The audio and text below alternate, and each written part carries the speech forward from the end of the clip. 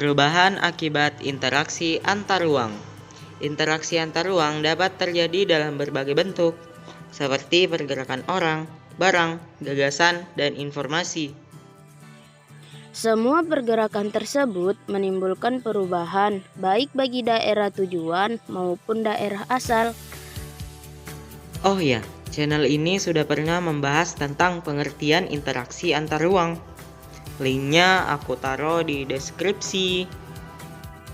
Interaksi antar ruang meliputi beragam jenis pergerakan seperti perjalanan menuju tempat kerja, migrasi, pariwisata, pemanfaatan fasilitas umum, transmisi informasi dan modal, wilayah pemasaran kegiatan retail, perdagangan internasional, dan distribusi barang. Kalian tahu apa itu migrasi? Migrasi adalah perpindahan penduduk dengan tujuan menetap dari suatu tempat ke tempat lain. Contohnya orang Indonesia pergi ke luar negeri, misalnya ke Jepang untuk menjadi TKI. Semua bentuk interaksi tersebut berdampak pada adanya perubahan. 1. Perkembangan pusat-pusat pertumbuhan. Pergerakan orang, barang, dan jasa pada suatu lokasi tertentu akan menimbulkan pemusatan aktivitas manusia pada suatu tujuan. Pemusatan aktivitas tersebut kemudian membentuk daerah perkotaan. Daerah perkotaan merupakan pusat pertumbuhan wilayah karena sebagian besar aktivitas tertuju pada perkotaan. Contohnya kota Jakarta, karena banyaknya penduduk di sana membuat jalan-jalan ibu kota macet pada pagi ataupun sore karena banyak orang yang melakukan aktivitas seperti berangkat ke sekolah, berangkat kerja, dan lain-lain sehingga tak sering menyebabkan kemacetan. Seperti yang telah dijelaskan sebelumnya, perkotaan merupakan pusat pertumbuhan. Pertumbuhan yang dimaksud mulai dari fasilitas umum yang terus ditingkatkan. Kita ambil contoh di Jakarta. Setiap tahunnya akan ada peningkatan entah itu pembangunan terowongan bawah tanah, pembangunan jalan layang, dan lain-lain.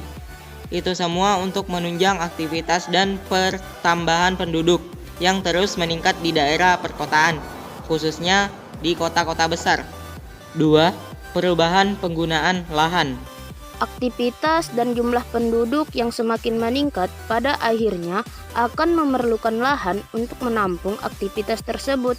Semakin banyaknya penduduk dalam suatu daerah tentunya akan disertai dengan kebutuhan rumah atau tempat tinggal. Akibatnya, lahan yang semula adalah lahan pertanian, contohnya sawah, beralih fungsi menjadi rumah susun, gedung tinggi, maupun digunakan sebagai lahan berdirinya sebuah pabrik industri.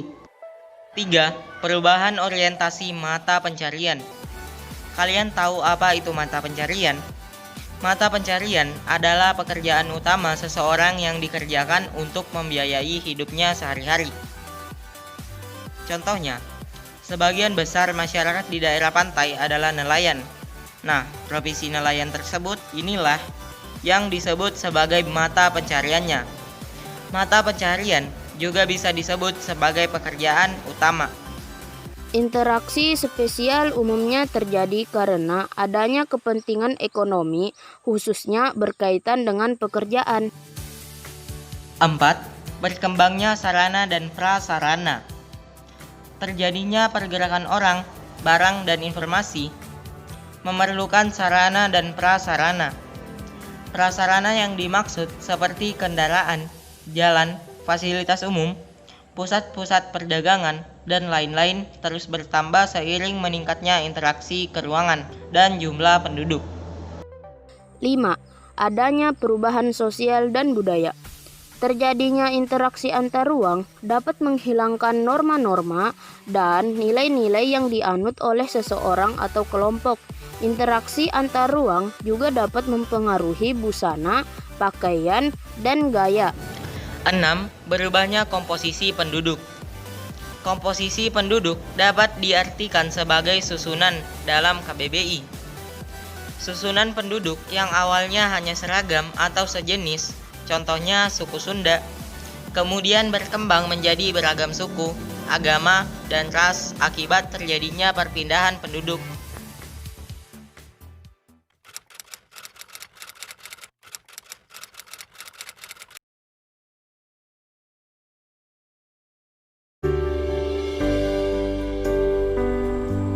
Terima kasih kepada kalian yang sudah menonton video ini sampai akhir. Jangan lupa like, share, comment, and subscribe video ini ya.